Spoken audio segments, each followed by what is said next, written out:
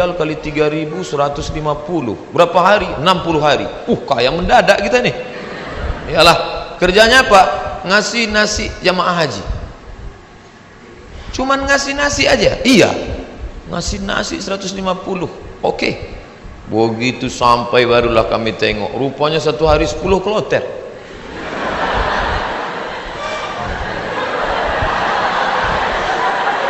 Satu kloter 400.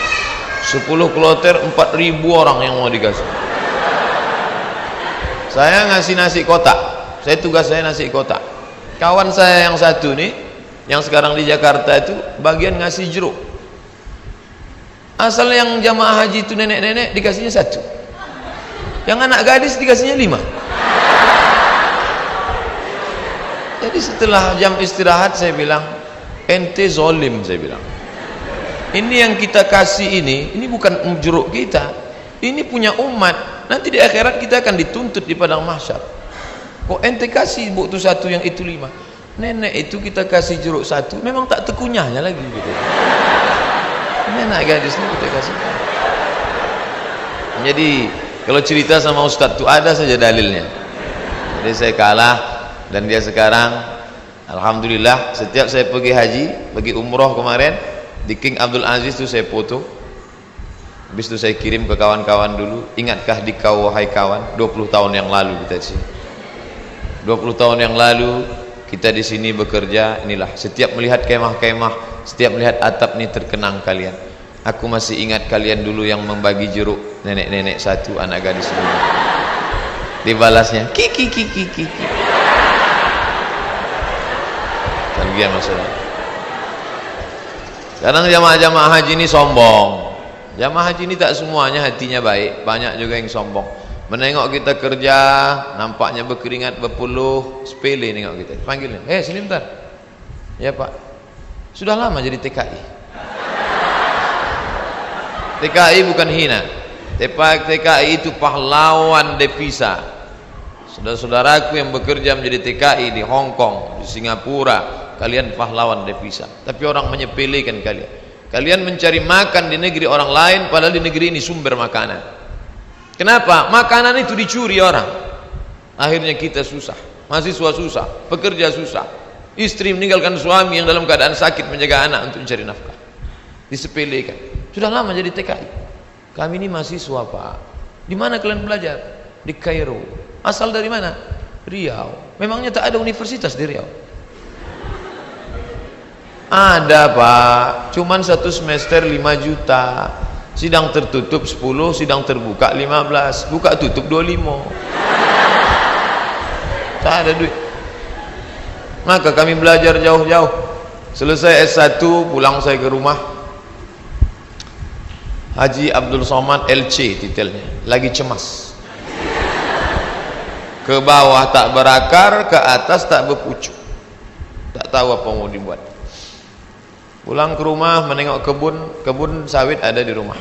Banyak Pak Ustaz? Tak banyak, cukuplah untuk 7 keturunan. Kalau tak dijual-jual. Lalu kemudian saya pun pergi ke kebun 2-3 hari, seminggu 2 minggu. Kata mak saya, Mat, kau pergilah dari kampung nih. Kenapa? Pokak telingaku dah. Masa kuliah di luar negeri balik ke kebun juga. Akhirnya pergi saya ke Malaysia, melanjutkan S2 untuk menyelamatkan telinga mak saya. Ngambil S2. Di mana sekarang Somad? S2. Negeri ini tidak menghormati ilmu. Sampai di Malaysia jumpa sama kawan-kawan dulu yang sama sekolah. Engkau di mana sekarang nih? Aku ambil master lah. Subsidi rumah, subsidi beasiswa, subsidi, semua dapat subsidi. Kita di mana? Di parkir motor di tempat yang jauh. Begitulah keadaan. Padahal sama-sama orang Melayu, bahasa kita sama, bentuk kita sama, hidung sama-sama jongkok. Tapi nasib dia tegak, kita sujud terus. Itu yang terjadi. Saya kuliah di UKM, Universiti Kebangsaan Malaysia. Banyak orang nanya saya, kenapa tak ambil UIA? Kenapa tak ambil IIU, International Islamic University? Kenapa tak ambil Malaysia? Kenapa tak ambil UM, University Malaya? Kenapa ambil UKM? Dia tak tahu di UKM tu bisa ngutang. Tapi saya tak selesai karena saya pemburu beasiswa. Tiap hari searching, browsing, mancing, launching. www.google.com beasiswa pakai bahasa Arab, minhah dirasiyah, enter, dapatlah peluang beasiswa. Dan saya selalu masuk di warnet Fakultas Sains di UKM. Saya tak mau di fakultas saya, FPI namanya, Fakulti Pengajian Islam. Saya masuk ke Fakultas Sains karena di situ internetnya gratis. Dan orang Malaysia itu tak tanya-tanya, ditengoknya muka saya pula, muka-muka anak sains kan.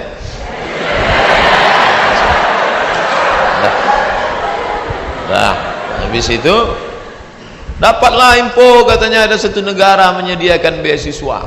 Nama lembaga yang memberi beasiswa itu AMCI, singkatan dari Agence Marocaine Coopération Internationale.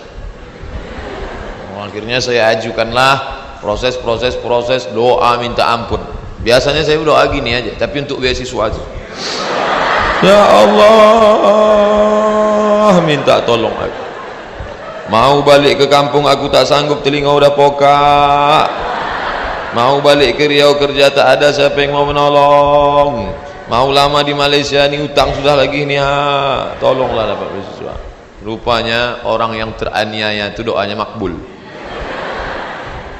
Minyak kita dimakan orang, minyak kita disedot orang, kita ni teraniaya. Allah kasihan nengok, ini hambaku kata malaikat, kasih dia.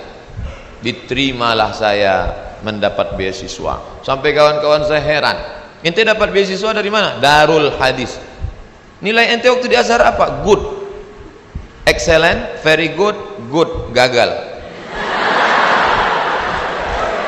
Nilai saya good dan saya diterima. Tidak ada sejarah orang asing diterima di Darul Hadis dengan nilai good, semua mesti very good. Tapi saya diterima. Allah tahu, Allah kasihan. Ini wajah penuh dengan penderitaan.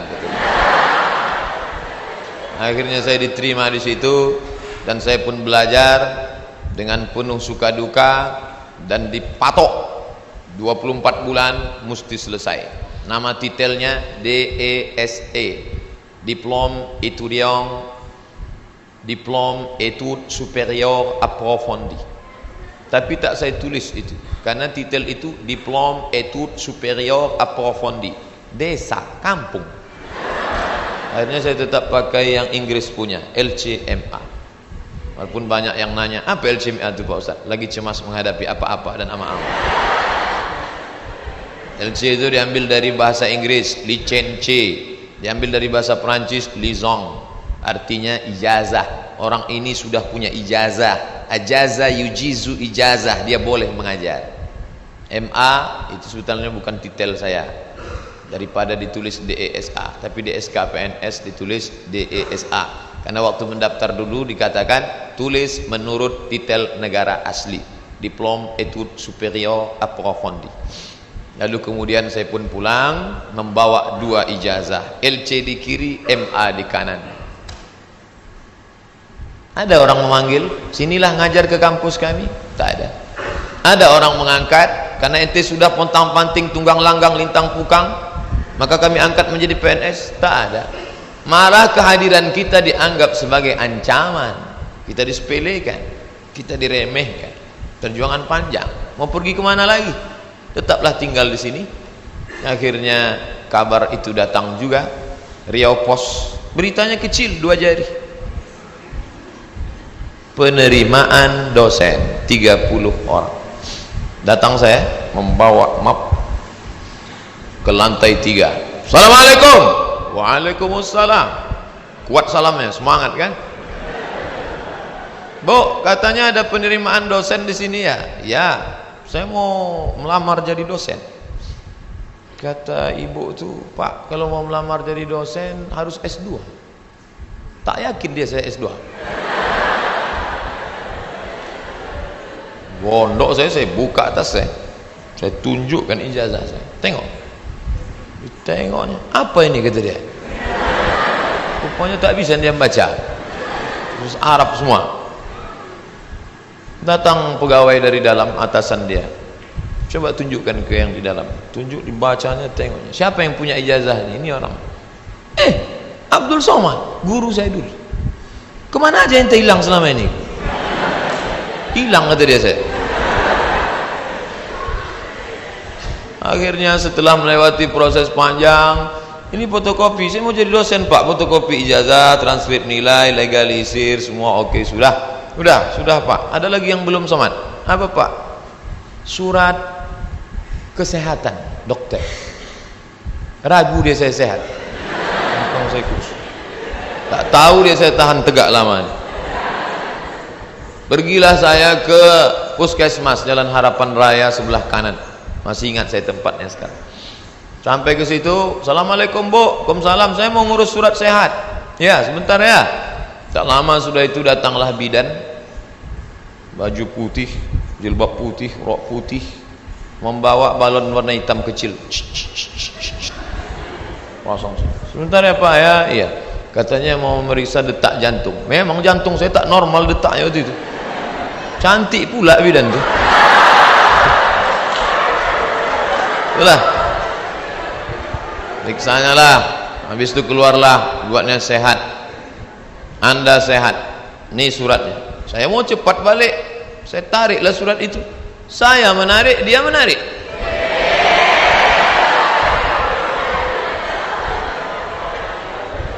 Saya tak paham apa maksudnya ini. Wani piro. Kami kuliah 4 tahun di Mesir, semua gratis.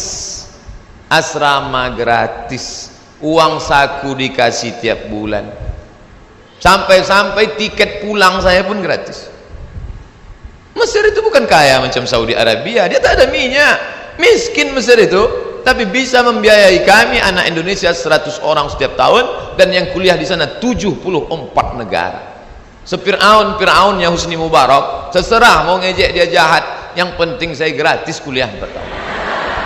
Dari Al-Azhar itu, walaupun bukan tanah dia, tapi itu dari wakaf Al-Azhar. Negeri ini kaya, gemah ripah loh jenawi, tongkat dan batu jadi tanaman. Di Mesir kalau diletakkan tanaman itu mesti disiram dengan air baru tumbuh. Di tempat kita campakkan aja batang ubi itu ke belakang, tengok besok pagi betunas, walaupun sungsang.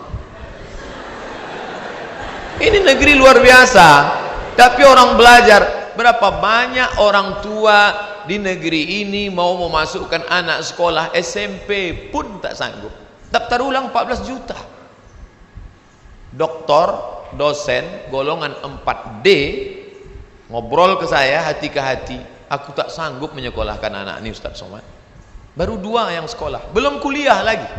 Mau jadi apa ke depan? Nah, jadi berkaca Mesir luar biasa dengan Al-Azharnya, dan kami kuliah di situ. Sampai kawan saya ini suka makan cabai, mengunyahnya malas. Cabai itu tendang kiri tendang kanan telan, kiri kanan telan. Akhirnya biji cabai itu tak hancur, menumpuk di dalam. Ini ada usus kecil, usus buntu, begah cabai, busuk di dalam. Kalau sampai meletup, bam, big bang, mati. Maka ini mesti dipotong. Akhirnya dibelah sedikit, dipotonglah ujung usus buntu tadi. Biaya operasi 3.000 pon kali 2.000 perak, 6 juta. Tak ada duit. Mau nelpon ke Indonesia, krisis moneter, $1 20.000, tak ada duit. Akhirnya keluarkan kartu Al-Azhar. Azhari? Ente Azhari? Azhari maksudnya ente taman orang Al-Azhar? Iya, gratis. Sakit gratis. Di negeri Fir'aun sakit gratis. Di negeri kita sehat bayar. Tapi tidak saya ceramahi orang puskesmas itu. Takkan pula mungkin saya assalamualaikum warahmatullahi. Karena saya mau cepat, saya keluarkan aja duit 25.000. Nah ambil lah tuh, pergi saya urus, dah selesai. Pak ini surat sehat. Ada lagi yang belum Somad. Apa pak? Surat keterangan berkelakuan baik. Astagfirullahaladzim. Orang sesoleh ini diragukan juga kan? Gimana? Saya bolak-balik lah sudah masuk berbagai negara. Tak berapa negara sudah saya lewati. Tidak ada pemeriksaan yang saking ketatnya. Ketat luar biasa. Cobalah tengok kita mau masuk pesawat, berapa kali mesti buka dompet untuk tengok KTP. Emangnya kita ini teroris? Di Malaysia tak begitu betul. Enggak gitu-gitu amat sih, kata orang yang lama di Jakarta. Tapi apa boleh buat? Dia khawatir. Saya urus surat bahwa saya bukan teroris. Saya bukan teroris. Saya seorang pelajar muslim yang mendapatkan beasiswa, dan saya pulang membawa ijazah. Saya mau mengabdikan ilmu saya. Tidak ada urusan lain. Saya tak ingin merobok-obok negara ini. Saya tidak ada hubungan dengan jaringan internasional. Saya cuma mau mengajarkan ilmu, memperbaiki. Alhamdulillah diterima. Ikutlah tes dosen dengan berbagai macam lika-liku. Pokoknya hidup ini penuh dengan ujian.